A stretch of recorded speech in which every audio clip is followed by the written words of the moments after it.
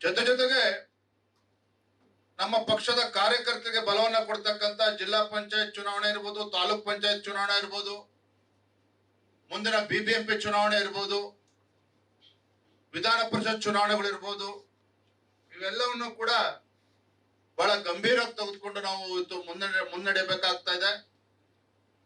ಆದ್ರೆ ಒಂದು ನಮ್ಮೆಲ್ಲ ರಾಜ್ಯ ಪದಾಧಿಕಾರಿಗಳಲ್ಲಿ ನಾನು ಮನವಿಯನ್ನ ಮಾಡ್ತಕ್ಕಂಥದ್ದು, ವಿನಂತಿಯನ್ನ ಮಾಡ್ತಕ್ಕಂಥದ್ದು, ಇವತ್ತು ನಾವು ಜವಾಬ್ದಾರಿಯನ್ನ ತೆಗೆದುಕೊಂಡಿದ್ದೇವೆ ಅಂತ ಹೇಳಿದ್ರೆ, ಇವತ್ತು ನಾವು ಜವಾಬ್ದಾರಿಯನ್ನ ಸ್ವೀಕಾರ ಮಾಡಿದ್ದೇವೆ ಅಂತ ಹೇಳಿದ್ರೆ ಇದರ ಅರ್ಥ ಮುಂದಿನ ಲೋಕಸಭಾ ಚುನಾವಣೆ ಮತದಾನದ ಕೊನೆ ಕ್ಷಣ ಮುಗಿಯೋವರೆಗೂ ಸಹ ನಮಗೆ ಭಾನುವಾರ ಅಂತಕ್ಕಂಥದ್ದಿಲ್ಲ, ಹಬ್ಬ ಹರಿದಿನಗಳು ಅಂತಕ್ಕಂಥದ್ದಿಲ್ಲ.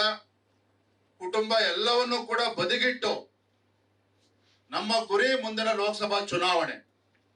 ಆ ಗುರಿ ಮುಟ್ಟುವ ತನಕ ನಾವು ವಿಶ್ರಾಂತಿಯನ್ನ ಪಡಿತಕ್ಕಂಥ ಪ್ರಶ್ನೆ ಉದ್ಭವ ಆಗಬಾರ್ದು. ಯಾವ ರೀತಿ ನಮ್ಮ ನರೇಂದ್ರ ಮೋದಿಜಿ ಅವರು ಕಳೆದ 9.5 ವರ್ಷದಿಂದ ನಿರಂತರವಾಗಿ ವಿಶ್ರಾಂತಿಯನ್ನ ಪಡೆಯದೇನೆ ಒಂದು ದೇಶದ ಸೇವೆಯನ್ನು ಮಾಡ್ತಾ ಇದ್ದಾರೆ. ಅದನ್ನು ನಾವು ಅರ್ಥ ಮಾಡಿಕೊಂಡು ನಮ್ಮ ಗುರಿ ಮುಟ್ಟುವವರೆಗೂ ಕೂಡ ನಾವು ವಿಶ್ರಾಂತಿಯನ್ನು ಪಡಿತಕ್ಕಂಥ ಪ್ರಶ್ನೆ ಉದ್ಭವನೆ ಆಗೋದಿಲ್ಲ.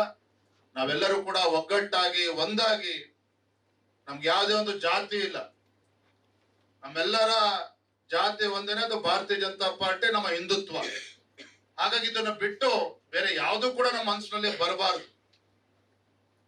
ಯಾವ ರೀತಿ ನಮ್ಮ ಹಿರಿಯ ಮುಖಂಡಗಳಿಗೆ ಗೌರವನ ಕೊಡ್ತೀವೋ, ನಮ್ಮ ಕಾರ್ಯಕರ್ತರು ಕೂಡ ಅದೇ ಗೌರವನ ಕೊಡೋದ್ರ ಮುಖೇನ ಪಕ್ಷಕ್ಕೆ ಬಲಪಡಿಸ್ತಕ್ಕಂಥ ಕೆಲಸ, ಪಕ್ಷಕ್ಕೆ ಶಕ್ತಿಯನ್ನು ತುಂಬತಕ್ಕಂಥ ಕೆಲಸ, ಸಂಘಟನೆಗೆ ಶಕ್ತಿಯನ್ನು ತುಂಬತಕ್ಕಂಥ ಕೆಲಸ, ರಾಜ್ಯದಲ್ಲಿ ಮತ್ತೊಮ್ಮೆ ಭಾರತೀಯ ಜನತಾ ಪಾರ್ಟಿಯನ್ನ ಒಂದು ಭದ್ರ ಬುನಾದಿಯನ್ನ ಹಾಕೋದಕ್ಕೆ ನಾವೆಲ್ಲರೂ ಕೂಡ ಒಂದು ಸಂಕಲ್ಪನ ತೊಡಬೇಕಾಗಿದೆ ಅನ್ನೋ ಮಾತನ್ನ ಸಂದರ್ಭದಲ್ಲಿ ಹೇಳ್ತಾ, ನಾವೆಲ್ಲರೂ ಕೂಡ ಒಟ್ಟಾಗಿ ಒಂದಾಗಿ ಒಂದು ತಂಡವಾಗಿ, ಟೀಮ್ ಸ್ಪಿರಿಟ್ ಅಂತ ಹೇಳ್ತಾರದು, ತಂಡವಾಗಿ ನಾವೆಲ್ಲರೂ ಕೂಡ ಸಂಘಟನೆಗೆ ಶಕ್ತಿ ತುಂಬತಕ್ಕಂಥ ಕೆಲಸ ಮಾಡೋಣ ಅಂತ ಹೇಳ್ತಾ ತಮ್ಮೆಲ್ಲರೂ ಕೂಡ ವಂದಿಸಿ ನಾನು ಇವತ್ತು ಸಂದರ್ಭದಲ್ಲಿ ಮಾತನ್ನು ಮುಗಿಸ್ತೇನೆ.